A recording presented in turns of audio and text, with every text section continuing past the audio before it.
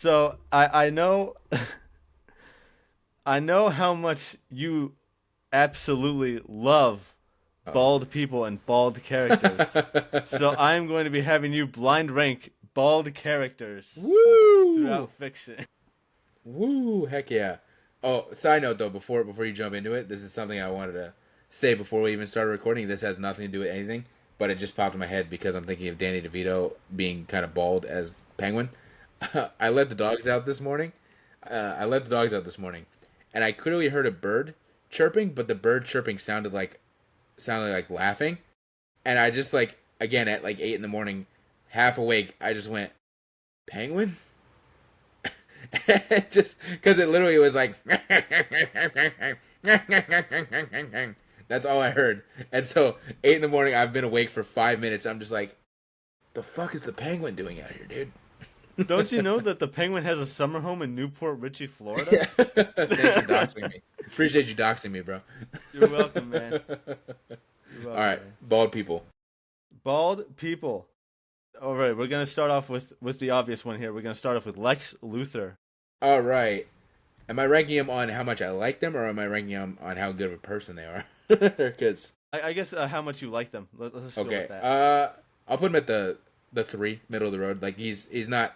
I don't dislike him, but so far he's not like my favorite bald person. Okay, okay. Next one is going to be Professor X, Charles Ooh. Xavier. All right. Good thing. I'm gonna put him at the two. I do love me some Professor X. And I think him being bald helps with the telekinesis powers. That's an acceptable bald tolerance that I can take. Bald tolerant. That's fucking crazy.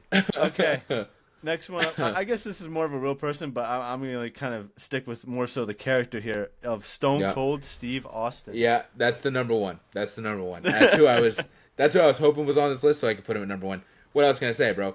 Uh his aura outmatches his baldness is what I could say. That's He's true. just That's he's true. him, bro. And obviously has one of the greatest finisher, well, apparently to me and Theo, it's the greatest finisher of all time. Um so yeah, he's comfortably in the number one spot. I was waiting for his name to be dropped. There you go. At number four, we have Walter White, Mr. Ooh. Heisenberg. Here's the thing. I haven't seen Breaking Bad. I have not seen Really? Breaking Bad. That's something that at some point I will watch it because it's one of those where I've tried to watch it multiple times, I just fall off.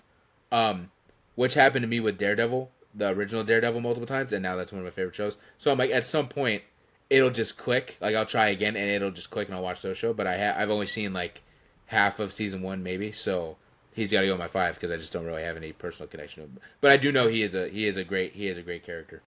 It is such a good show. I would definitely recommend it.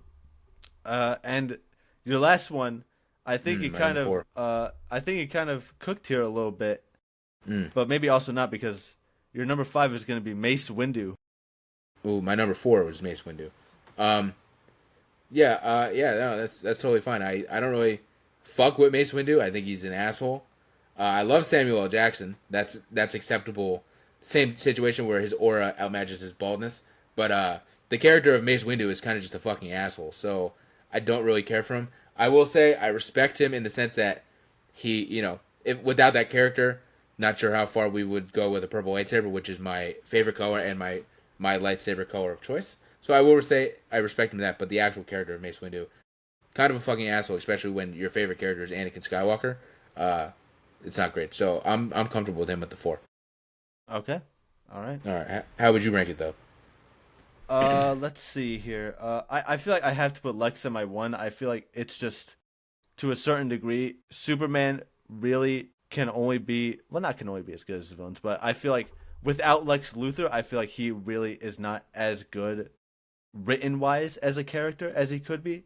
Because I feel like Lex Luthor really challenges him to really be Superman to the best of his ability or either fail. So I feel Right, like right. that's just he's got to be in my one for that.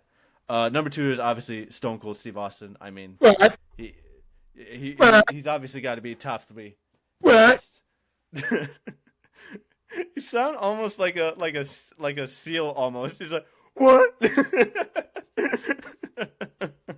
But yeah, Stone Cold's dope. Obviously. I'm gonna give the number 3 to Professor X. I feel like he's obviously very dope. Obviously, very instrumental to the X-Men and all that. Um, I'm gonna say Walter White at the 4, and then Mace Windu at the 5. I feel like Walter White is just a super dope character, very well written. The whole show is incredible.